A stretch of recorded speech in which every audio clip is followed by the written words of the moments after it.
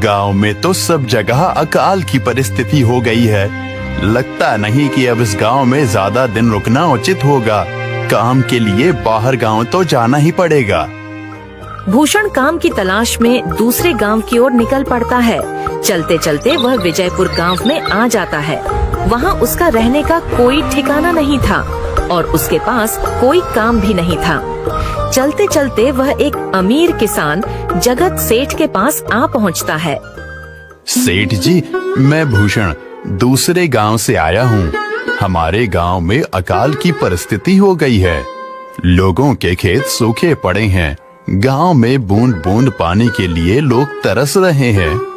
अगर मुझे आपके पास कुछ काम मिल जाएगा तो बहुत कृपा होगी बड़े भाई। अरे रे, लगता है तुम्हारी हालत बहुत खस्ता हो गई है।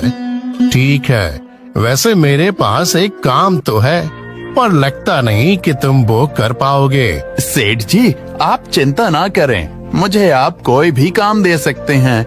मैं वो काम पूरी मेहनत और ईमानदारी से करूँगा। अच्छा ठीक है भूषण, तो कान खोल कर सुन लो। मेरे पास 50 गायें और 50 भैंसें हैं। तुम्हें हर रोज उन जानवरों का गोबर निकालना होगा और रोज सुबह शाम उन्हें चारा पानी देना होगा। महीने के आखिर में तुम्हें इस काम के लिए 200 रुपए मिलेंगे। और हाँ, 2 वक्त का खाना भी हमारी तरफ से मुफ्त दिया जाएगा। बोलो, क्या तुम ये काम कर पाओगे? अरे बाप रे, 50 गाय और भैंसों को संभालना आसान काम नहीं है। पर अब मैं कुछ कर भी तो नहीं सकता, और ऊपर से सेठ जी 2 वक्त का खाना भी दे रहे हैं। ठीक है सेठ जी, मैं ये काम कर लूंगा, पर एक विनती है। हाँ बोलो भूषण, क्या बात है? सेठ जी, अगर आपको समस्या ना हो तो क्या मैं आपके गायों के साथ गौशाला में रह सकता हूँ? सेठ जी, मैं इस गांव में नया हूँ। मेरा रहने का कोई ठिकाना नहीं है। जग्गा सेठ थोड़ी देर तक सोचता है और भूषण को ऊपर से नीचे तक देखने के बाद उससे कहता है, ठीक है भूषण, तुम गौशाला में रह सकते हो। जी धन्यवाद सेठ जी। तब से भूषण गौशाला में रहकर अपना काम करने लगता है। वह रोज जल्दी उठकर गाय और भैंसों का गोबर निकालता, उन्हें चारा डालता और समय पर पानी भी पिलाता था। हर रोज भूषण अपना काम ईमानदारी और पूरी मेहनत से करता था। जगत सेठ को भी भूषण का काम बहुत पसंद आने लगा, क्योंकि वह अपना काम सफाई से करता था। एक दिन जगत सेठ भूषण को बुलाकर उससे बोलता है, भूषण, मुझे तुम्हारा काम बहुत पसंद आया है। तुम गाय और भैंसों का अच्छा ख्याल रख रहे हो, इसलिए दूध की गुणवत्ता भी बढ़ गई है और गायें पहले से ज्यादा दूध भी दे रही हैं। इसलिए मैं आज से तुम्हारी तनख्वाह बढ़ाकर पूरे 400 रुपए कर रहा हूँ। आपका बहुत बहुत धन्यवाद सेठ जी। कुछ दिन ऐसे ही बीतने लगते हैं। भूषण जगत सेठ के पास बहुत मेहनत और ईमानदारी से काम करता है। धीरे धीरे भूषण के पास अच्छा खासा रुपया जमा हो जाता है, जिससे वह अपने लिए छोटा सा रहने लायक एक कुटिया बनवा लेता है। उस गौशाला में सोकर तो नाक से गोबर की गंध अभी भी नहीं जा रही। अब आखिरकार मुझे अपने घर में चैन से सोने को तो मिलेगा। तब से भूषण जगत सेठ के पास गौशाला में काम करने आता और 2 वक्त का खाना खाकर अपने घर सोने के लिए चला जाता था। कई साल ऐसे ही बीत जाते हैं। भूषण की मेहनत के कारण उसके पास अच्छा खासा रुपया जमा हो जाता है। एक दिन भूषण जगत सेठ से बोलता है, सेठ जी, आजकल गांव में चोरी की समस्या बहुत बढ़ गई है और मेरे पास कुछ रुपए भी जमा हैं जो मैंने अपने घर में रखे हुए हैं, पर मुझे उन पैसों की चोरी की चिंता हो रही है। आपको तो पता है कि मैं दिन भर आपके पास ही काम करता हूँ और सिर्फ रात में ही घर सोने जाता हूँ, इसलिए मुझे रोज उन पैसों की चोरी की चिंता सताती है। हाँ भूषण, तुम बात तो बिल्कुल सही कह रहे हो। आए दिन गांव में नए नए चोरी के किस्से सामने आ रहे हैं और दिन भर तो तुम्हारा घर खाली ही रहता है, तो चोरी होने की संभावना तो जरूर है। जगत सेठ थोड़ी देर सोचता है और फिर भूषण से कहता है, देखो भूषण, ऐसे समय में तो गांव में एक ही जगह है जहां पर तुम्हारा धन सुरक्षित रह सकता है। और वो है जमींदार का घर। क्या घर? हाँ भूषण, इस गांव के जमींदार बहुत ईमानदार और दयालु हैं। ऐसा मैंने कुछ लोगों से सुना है और उनके घर पर बहुत सारे पहरेदार भी हैं, तो चोरी होने की संभावना बहुत कम है। तुम अपने पैसे उनके पास रख सकते हो। अच्छा, ऐसा है क्या सेठ जी? ठीक है, फिर आज ही मैं जमींदार जी से मिलकर बात करता हूँ और उन्हें अपनी समस्या बताता हूँ। उस दिन भूषण जमींदार जी के घर उनसे बात करने जाता है। तुम रुको, कहाँ अंदर आए जा रहे हो? वहीं रुक जाओ। जी, मुझे जमींदार जी से मिलना है। मुझे उनसे कुछ काम है। क्या काम है तुमको उनसे? मुझे जरा बताओ। जी, मुझे कुछ पैसे रखवाने थे उनके पास, यही काम के लिए आया था मैं। अच्छा ठीक है, तुम अंदर जा सकते हो। नमस्ते जमींदार जी, मैं भूषण जगत सेठ के यहाँ काम करता हूँ। कुछ साल पहले ही मैं दूसरे गांव से यहाँ आया हूँ।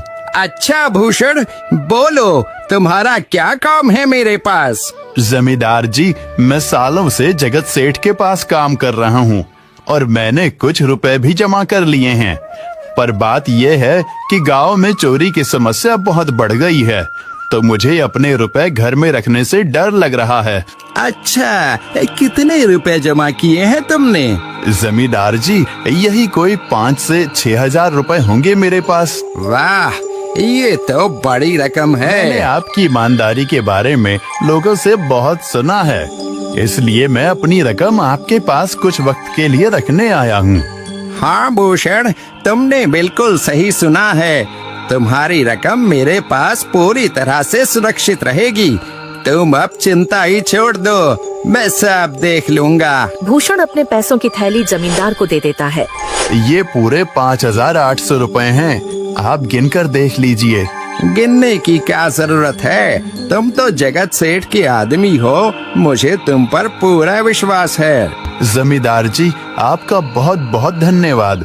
अब मुझे चोरों का कोई डर नहीं है, क्योंकि मेरे पैसे सुरक्षित हाथों में हैं। अरे भूषण, कोई बात नहीं, धन्यवाद तो मुझे बोलना चाहिए, जो तुम मेरे पास आए अपने रुपए रखने के लिए। भूषण अपने पैसे जमींदार को देकर अपने घर चला जाता है। हाँ भूषण, तुम्हारे पैसे मेरे हाथों में ही अच्छे लगते हैं। ऐसे ही भूषण ईमानदारी और मेहनत से जगत सेठ के यहाँ काम कर रहा था। देखते ही देखते 2 साल ऐसे ही बीत जाते हैं। एक दिन भूषण सोचता है, अब बहुत साल हो गए जगत सेठ के यहाँ काम करते हुए। वैसे सेठ जी तो बहुत अच्छे इंसान हैं, पर सोच रहा हूँ कि खुद की जमीन लेकर उस पर मेहनत करूँ, तभी मैं बड़ा आदमी बन सकता हूँ। अब जो मेरे पास थोड़े कुछ पैसे हैं और जो जमींदार के पास कुछ पैसे संभालने के लिए दिए हैं, वो जमा करके थोड़ी जमीन खरीद लूंगा। आज ही जमींदार से मिलने जाता हूँ और अपने रुपए मांगता हूँ। ये सोचकर भूषण जमींदार जी के घर चला जाता है। जमींदार जी, मैं अपने रुपए वापस लेने आया हूँ। आपके पास मैंने 500 रुपए दिए थे संभालने के लिए। अरे भाई साहब, मैंने पहचाना नहीं आपको, वैसे कौन हो आप? अरे जमींदार जी, मैं भूषण हूँ। पिछले साल मैंने आपको पैसे संभालने के लिए दिए थे, याद आया कुछ? अरे भाई साहब, मेरे पास कितने सारे लोग आते जाते हैं पैसे रखने के लिए, और सभी के साथ मेरा अच्छा व्यवहार होता है। वैसे आपके पास कोई कागजात हैं क्या? क्योंकि मैं हर व्यक्ति से कागज पर ही व्यवहार करता हूँ। किसने कितने पैसे दिए, किसके कितने पैसे रखे हैं, सबका व्यवहार रहता है मेरे पास। जमींदार जी, ये आप क्या बात कर रहे हैं? आपकी ईमानदारी देखकर ही मैंने आपको पैसे दिए थे संभालने के लिए, और आप अब ऐसी बातें कर रहे हैं। कृपया करके मेरे पैसे मुझे वापस कीजिए। हाँ भूषण, मैं ईमानदारी से ही काम करता हूँ, इसलिए तो तुमसे मैं डॉक्यूमेंट्स मांग रहा हूँ। क्या तुम्हें पता नहीं, जब तुम किसी से पैसों का व्यवहार करते हो तो तुम्हें स्टाम्प पेपर पर लिख कर देना पड़ता है। तुम किसी से भी पूछ सकते हो। नहीं जमींदार जी, मैं आपके पैर पड़ता हूँ, कृपया करके मेरे रुपए मुझे दे दीजिए। बड़ी मेहनत से मैंने वो पैसे जमा किए थे, मुझ पर ऐसा अन्याय ना करें। अरे क्या ये झूठ मूठ का रोना धोना लगाया है? लगता है तुम ढोंगी हो और मेरी ईमानदारी और भोलेपन का फायदा उठाकर मुझसे ये रुपए लेने आए हो। रुक, तुझे अभी सबक सिखाता हूँ। जमींदार अपने आदमियों को बुलाकर भूषण की पिटाई करने को कहता है। इसे तब तक मारो जब तक ये बेहोश ना हो जाए। इस 2 कौड़ी के आदमी ने मेरी ईमानदारी पर सवाल उठाया है, इसे छोड़ना मत। जमींदार के आदमी भूषण को डंडे से खूब मारते हैं। फिर भूषण दुखी होकर अपने घर चला जाता है। भूषण के शरीर पर घाव के निशान स्पष्ट दिखाई दे रहे थे। 2 दिन से भूषण घाव के दर्द के कारण जगत सेठ के घर काम के लिए नहीं जा पाता है। इसलिए अगले दिन जगत सेठ भूषण के पास आ जाते हैं। वह देखते हैं कि भूषण खाट पर सो रहा है और वह बड़ा ही चिंता में नजर आ रहा है। भूषण भाई, तुम 2 दिन काम पर क्या हुआ भाई? तबीयत ठीक है ना तुम्हारी? कुछ समस्या है क्या? अरे सेठ जी, आप खुद यहाँ आए हो। आप खबर भिजवाते तो मैं खुद चला आता। अरे भूषण, कोई बात नहीं। तुम्हें देखकर लगता है तुम बीमार हो। क्या हुआ है तुम्हें? जगत सेठ, क्या बताऊं, जिस जमींदार के पास पिछले साल मैंने अपने पैसे संभालने को दिए थे, वो आज मुझे पैसे वापस नहीं करना चाहता। वो बहुत लालची इंसान है। वो लोगों को ठग रहा है। और जब मैंने बाद में गिड़गिड़ाना शुरू किया तो उसने डंडे से मार मार कर मेरी पिटाई करवा दी और मुझे वहाँ से धक्के मार कर निकाल दिया। अरे बाप रे, ये तो बड़ा ही गंभीर विषय है। मैंने तो जमींदार के बारे में अच्छा ही सुना था, पर मुझे भी नहीं पता था कि वो इंसान इतना गिरा हुआ है। तभी मैं सोचूं, हर साल उसकी संपत्ति इतनी ज्यादा कैसे बढ़ रही है। मुझे माफ कर दो भूषण, मैंने ही तुम्हें जमींदार के पास जाने को बोला था। गलती तो मेरी भी है।